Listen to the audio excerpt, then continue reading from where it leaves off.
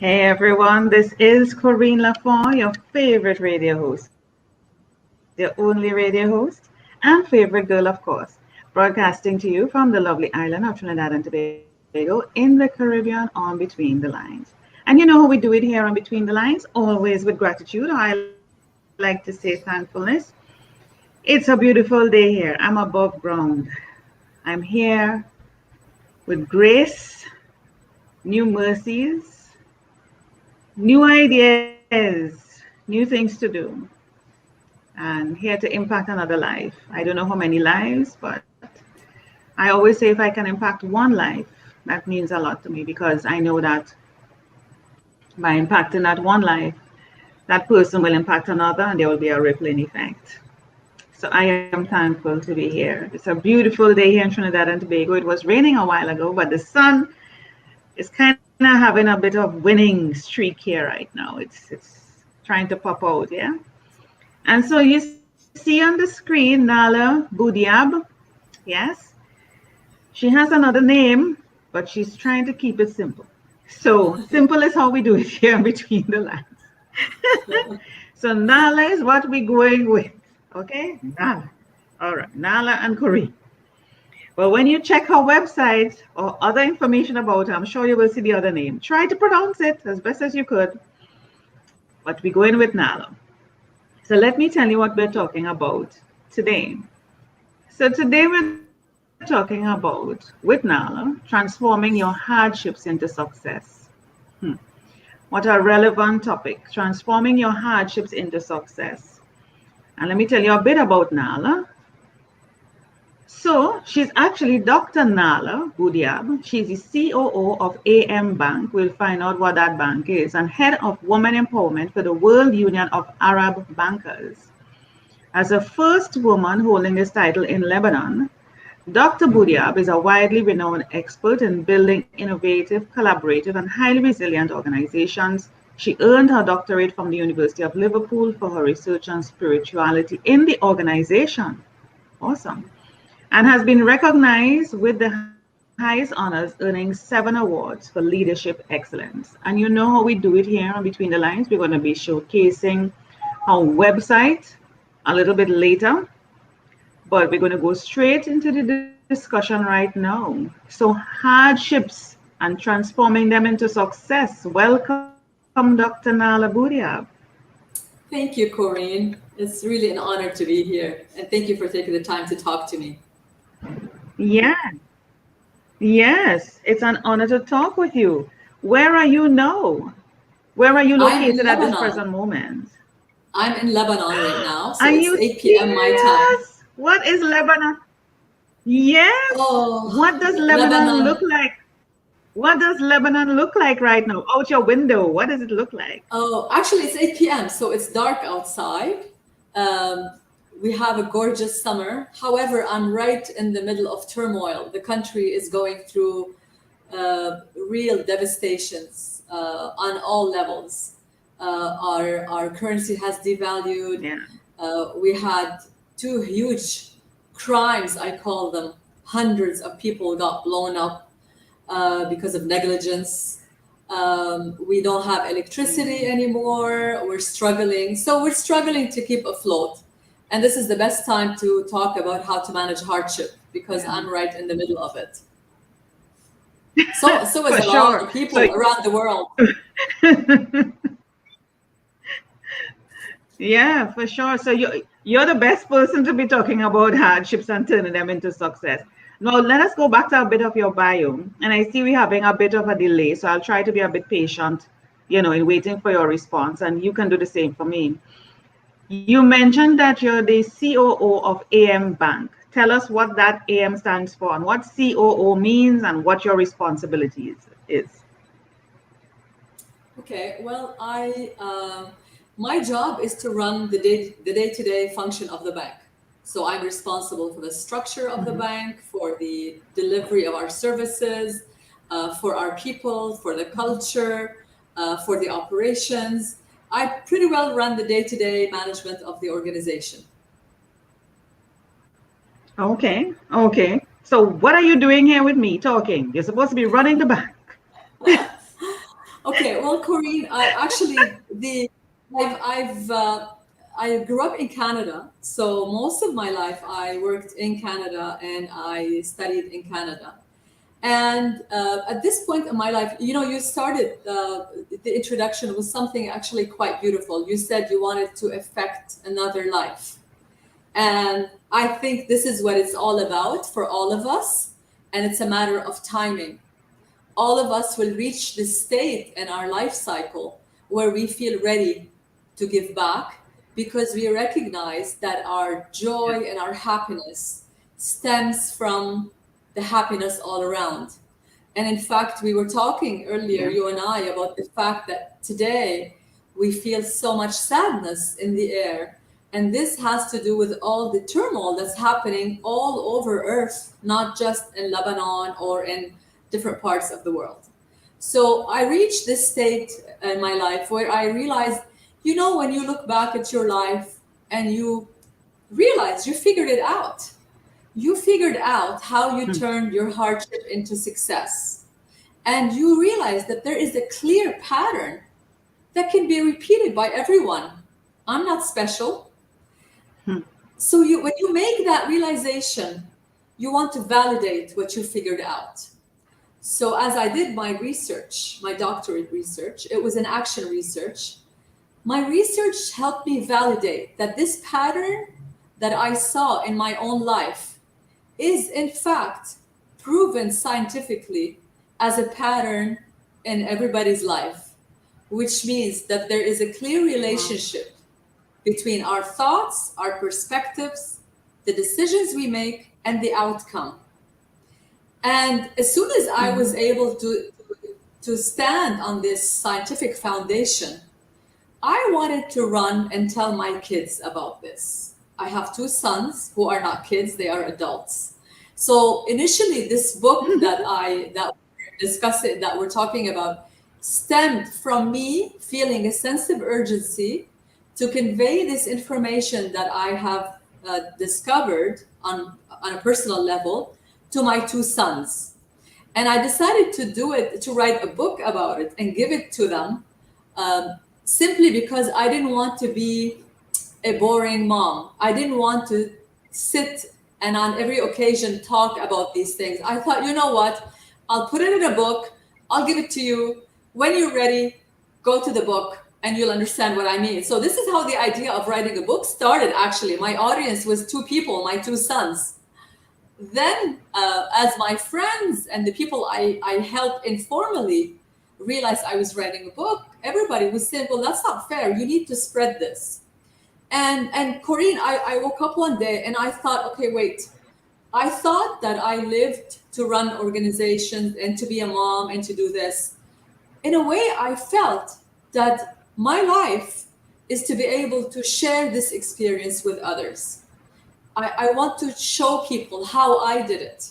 I want to encourage people to try to apply those concepts so that they can see results. Because you know, if you are if you're happy on your own and your neighbors are sad and are feeling pain and suffering, you will not be happy. Happiness stems from all of us because we are all one from the same source. And the ultimate achievement of life is to be able to, Yeah. exactly what you said when you started, to affect another life. So imagine my opportunity to affect millions of lives through my book. Awesome.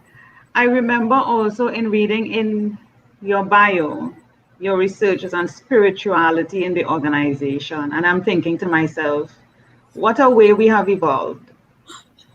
Back in the day, nobody's talking one, spirituality, and two, in an organization. Organizations is about having pawns. You're here to work. Yes. You're here to give a pound of flesh or more flesh, and you're here to leave and be replaced. You're just one of the cogs in the wheels or whatever it is. That's what it is.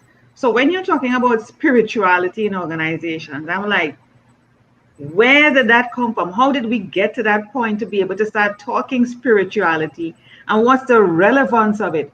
And I hear you talking about what you think becomes form, and the interrelationship. And a lot of people don't realize, and I tell people about the ecosystem. We are a part of an ecosystem. You think it's only plants and animals, but it's cyclical. We are also part of the ecosystem in the world.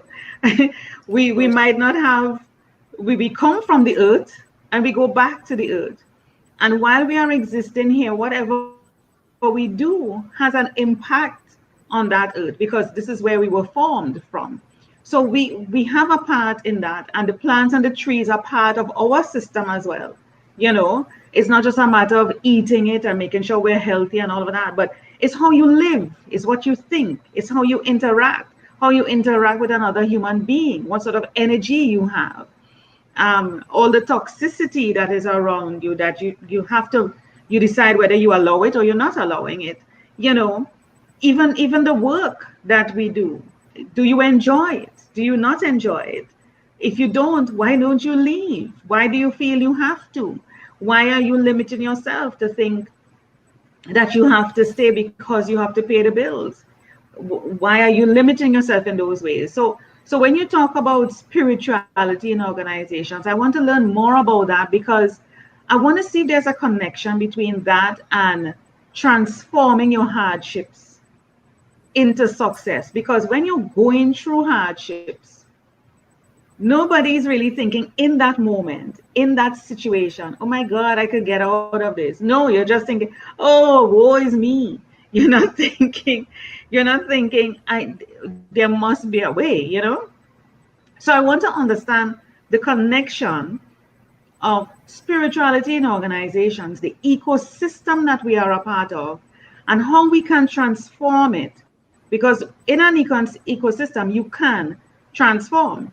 Once you touch something in there or interfere with something, it has an impact, positive or negative, on the end result. So help us to understand that. Okay, well, the component about implementing spirituality in the organization started with all the issues that organizations have been reporting. The organizations are not satisfied, they want more from their employees. The employees are not satisfied, they don't feel engaged, they don't have a sense of belonging. And the problem in looking at the way organizations are being managed today, most of them at least, is that perspective that an employee is like a robot. As you stated earlier, an employee comes into the organization, he or she is paid for work during a specific number of hours. When they finish their duty, they go home. So all employees, when they come into organizations, they put on this mask, the employee mask, and they leave all the human features that makes us who we are. They leave them at home. And here I'm talking about the connectedness, love, sharing, learning, the emotions of gratitude, creation. And it is these emotions that define who we are as human beings. So in the industrial economy, what employees were requested to do were simply to execute a task within a process. And in fact, organizations back then did not want employees to think or to learn or to create or to innovate, because those actions, in fact, delayed the production process. And so the industrial economy and organizations during that time ended up turning humans into robots. We turned off the creation, we turned off the emotions, and we told them to just execute a task and do as they are told. Now, the problem with that, we're not here to behave like robots. And so by doing this, organizations must realize that they are losing all the contribution that human beings can give. And so from that perspective, and given that currently the dynamic is totally different, today's organization has to react and adapt to changes every minute of the day. We can no longer perform specific tasks. Organizations want their employees to innovate, to become agile, to become resilient so that they can handle all this pressure. Well, you can't expect a robot to be resilient, to be creative, to be innovative, to be agile. And so the only solution for organizations today is to reactivate human potential. And this is where spirituality comes in. So the spirituality I applied in my research is a non-religious spirituality. It's defined as this sense of belonging, not only to the workplace, but to our colleagues, a sense of belonging to the world, to the universe, a sense of connectedness to this bigger power that created us. And the main component behind spirituality in the organization is actually quite simple. If you activate human thoughts, human emotions, and if you activate a sense of belonging within the organization, and if you allow the person to remove the mask and to come into the organization as one whole human being, to bring with him or with her their emotions, their feelings, their ambitions, their craving to learn, their craving to share. If you allow this, you're going to be achieving great success as an organization, and you're going to be actually dealing and eliminating a lot of the problems that today's organizations are suffering from, which includes retention, which includes learning, which includes sharing of information. So by activating the human inside the organization, what we are in fact doing is unleashing the power of the person inside the organization. And so this is what the action research was all about. And it was actually implemented in the institution that I manage. And the results were overwhelming. We saw this institution grow. We saw this institution get recognized internationally by getting incredible awards. We were averaging 7 international recognition awards every year. This institution was able to compete really well and pretty well achieve great results on all levels, whether on the employee retention level, on the talent level, the number of the quality of people it attracted, and the idea behind this research, which is actually going to be coming out in my second book, which is called Spirituality in the Organization. It is to provide senior executives a methodology and a framework how they can implement spirituality in the organization, unleash human power, and achieve optimum performance. So this is the main concept behind this action research. I remember I'm listening to you and I'm liking what I'm hearing in terms of you implementing it, because it's one thing for something to be in theory, but you actually put it into practice and you saw the results. And I believe that it can work. And you know why? Because I've seen it myself. I lived in Jamaica for 21 years, and there's this company called JMMB, Jamaica Money Market Brokers. And when that company came about, you can check it out and do the research. Their foundation was on love. That was all, on love. Love of the human being, love of their clients, love of their employees. Everything was based on love. Now, when they came about with this thing called love, the other companies were like, what? They would not last. What the hell is that? How could you, a lot of companies have the vision statement, the mission statement, which is just up there, but it's not doing anything, Nahla. We know this. Nobody knows what it is. It's just up there to take up space on the wall. But the owner of the company decided that she is going to change the landscape, okay, in business. And let me tell you, she turned things around so much. The company has blossomed. They're all over in the Caribbean, as far as I know. They have branches all over. It started in Jamaica and it just started to blossom. In addition to that, they are the model now that companies are coming to for advice. They are looking at that model to adapt in their own company. Now, here's the thing. When you talk about consider people's feelings, nobody cares about people's feelings. You have children, They don't care that your children's sick. Just be there at work. No, I'm showing the other side to it, you know. So if you really have to implement something like this in terms of spirituality, non-religious sort of approach, or about love, or anything to do with the human, what the human is built on, yeah. If you're coming with that, you have to really have persons who buy into that type of thinking. Their thinking has to be totally open to that. You cannot have resistance to it. They have to be willing, no matter what, to take this on and run with it and encourage others to be with it, because we have been so programmed over the years, going from job to job, organizations to organizations, knowing that you're just a cog there. You're a robot. You're here to serve a purpose, and that's what it is. So when people are coming into an organization and talking about love and spirituality and people centered, you're like, what? You know, what? So I know it could work. I know it could work. And when we talk about, because I want to come back to the whole thing about how it relates to hardships transform into success. You know, people are coming into organizations with their own issues, challenges. So you have like 1,000 employees. That's 1,000 issues, 1,000 problems, plus the different levels in the organization. And just amass all of that is like a Hiroshima waiting to happen.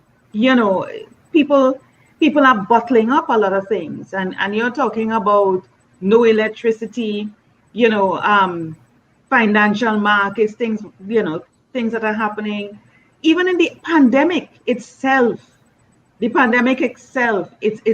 a hardship of its own to be dealing with, that people are still trying to cope with. I saw a meme yesterday, where it was posted. What did it say? I'm still like the person is saying in the meme, I'm still in 2020, and in a matter of 4 months we'll be in 2022. So, you know, 2 years have gone, and the person is still trying to get over 2020, only to realize in 4 months we'll be in 2022. And this is how people are going to be feeling even going into 2023, 2024. We don't know how long. People will still be somehow holding on to the hardships, the loss of jobs, the loss of loved ones, the isolation, the whatever it may be. How do we transform? Because we want to be able to leave people on a positive note, with something to take away, that they can feel hope. Yeah. What sort of tips can you give us? Well, the book I just released is called Untamable. And what it means is that we were not designed to be tamed. We were designed to be free, to create, to learn, to love, to share. And it is this cycle that we need to be stuck in. And it is this cycle that needs to be nurtured in organizations and in societies. I think the number one issue that that makes leaders I'm listening to you. worry about implementing notions such as spirituality in the organizations, or notions that I introduced in my book, such as Untamable, is fear, Corine, fear. Leaders are too scared to allow themselves to flush love into their organization because they worry that they will lose control. And I think the main thing that leaders must do is to work on themselves to release their fear. Because when you tame a human being, you're going to get this much results. But when you recognize that people are untamable and you unleash their power, you will be shocked as to how much they're going to contribute to your organization. It's just about recognizing that we are terrified of loving because we're scared we will lose control, and we're scared that we will be disappointed. Well, the solution is very easy. Get up on your feet, give love, enjoy giving it, and don't worry about expectation. And don't assume for one moment that love is weakness. Absolutely. Love is power. Hmm. Absolutely. Absolutely. Let me come back to you here. Absolutely. Don't be afraid. I say to people, just like you're saying, it doesn't matter what's happening. If you dig deep, you would realize everything that you're having an issue with, it comes from fear. Everything that you don't want to move forward with, it comes from fear. It is based in fear. It's nothing else but fear. A lot of people say, I'm not afraid of that. I'm not afraid of that. Yes, you are, but you just don't realize it is based in fear. Whether it was placed in you from childhood or epigenetics or somewhere in your lifetime or even a past lifetime, it is in based in fear. And you talk about love. A lot of people are afraid to love. And I mean, I talk to people, I'm single, I'm out there dating, and I've been discovering persons are afraid. And they even ask me if I'm afraid. I'm like, no, this is what I'm built for. I'm built to love. I'm built to be hurt. I'm built to be strong.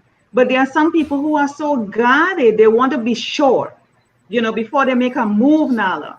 I want to be sure that you wouldn't hurt me, that you wouldn't leave me, that you wouldn't cheat on me. I want to be sure before I give myself to you. That is impossible. That is impossible. I cannot guarantee that. You cannot guarantee that. And if you're thinking that way, then that is saying to me, you are so insecure. You are so based in fear. You're not the person for me. I can't be with someone or interact with someone, even if it's a friendship or intimate level, where you're thinking, there's somebody passing here with noise, so forgive that.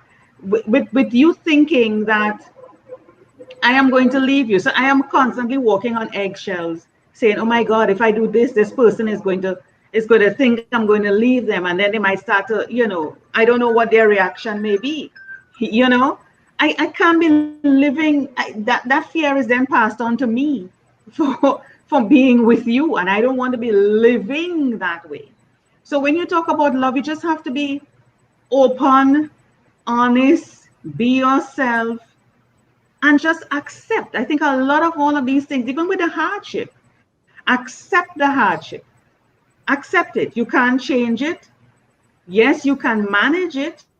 You can decide how you want to look at it in order for you to survive or navigate it.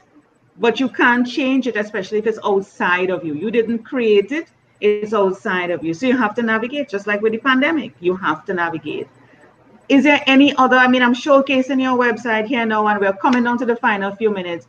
Is there anything in particular you want me to showcase on your website? Anything free that you want No, persons to I access? think I Tell me. I think that this is good. I would love for people to be influenced by this new book, Untamable, because it part of it is actually the hardship events, but the second part of it introduces the tools on how I applied certain concepts to change them. And in the book, I handhold my reader to Ah. go and show them. So I show them this is the event, this is what would have happened have I had I done this, but Mhm, this is what I did, and look at the results. I really encourage people mhm, to be brave enough to explore applying these concepts. And you know what, Corine, try it. There's nothing to mhm, lose and so much to gain. There's absolutely nothing to lose. Try these concepts. So far, some of the people that have reached out to me, I am give me total joy because they were able to apply these tools to make major changes in their lives. And if there's anything they've achieved, is this state of peace and surrender and feeling in total control and having a different perspective. So pulling themselves away from being a detail in the hardship events to becoming the masters in managing those events. I hope people will enjoy it and I hope they will I benefit like from that. it. I like that. I like that. You hear people say, move from victim to victor. Stop, come out of the victim mentality. I think we love to say, oh, woe is me. And, people have this way of, my situation is 10 times worse than yours. You tell somebody, oh, I broke my finger. The person say, I broke my feet. I broke my foot. They just feel good knowing that theirs is worse off. And oh, I'm like, what? I can't stand talking to people like that. You telling them something and they're like, "Oh, I had to deal with this." And it's like, really, I didn't call you for that. I really called for support, or I wanted to talk about this, but you are here now comparing yourself to me to make your situation worse than mine. This is not a competition. This is you've had They're just conversations with people, so afraid. I try to. Yes, yes. It's all based in fear. And I like how you've done the research, you have implemented the research, you have written a book. You said you share how it works for you personally in your book. You have another one coming out. I would love to have you back on if you're willing to talk about that book and the Of course. developments between now and then. You know, I want persons to get your book. I see your website is up, obviously. We went through it a little while ago. So persons can check you out, contact you, reach out to you directly. Even major organizations, I'm sure, that may want to take on this new approach of spirituality in organizations and try to get the employees to be who they are. If the leaders that be, or the powers that be in the organization, are also willing to do the same. It cannot be that one aspect or one set of people do it and the others don't. Everybody has to be on board, and everybody has to be willing to be vulnerable, Nala, because that's what you're asking people to do, to be vulnerable. And a lot of people are not willing to show themselves who they really are, and be able to get feedback on it. A lot of people are not willing to expose themselves that way. That's nakedness in its ultimate form. Standing naked is one thing, but vulnerability, that's nakedness in its highest form. A lot of people are not willing to do that. But clearly, it has to be the way that we need to move forward. Any final words before we go? Enjoy being in the unknown and stop being afraid, because this is where happiness lies. This is where it waits for you, in the unknown. Mhm. Yeah, yeah. And the unknown may bring you something better than what you have in the known. That's the thing. Don't Absolutely. be afraid of stepping over that line. It may be better over there, but because you're so comfortable here, you think, "Oh, no, I don't know. I don't know." No, just step over. What's the worst that can happen? Thank you so much, Nahla Bou-Diab, or Dr. Nahla Thank you. Bou-Diab, for being on Between the Lines. It's been a pleasure. Thank you so Thank much. you.